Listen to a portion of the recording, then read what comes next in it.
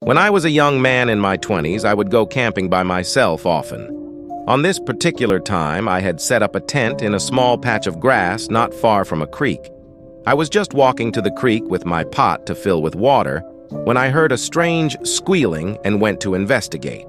I got to a steep bank, and halfway down, tangled in barbed wire, was a bear cub hanging by its neck and front leg, squealing loudly.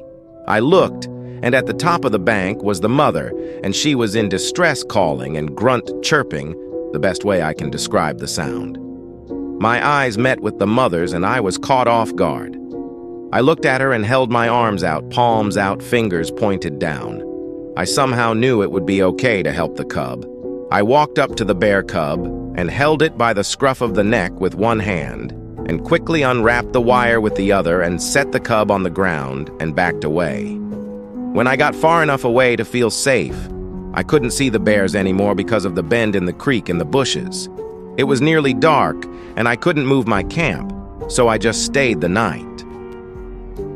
The next morning, as I was packing up my tent, a bear came from the creekside with a large fish in its mouth.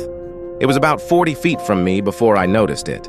It looked at me, dropped the fish, grunted, and turned and walked away.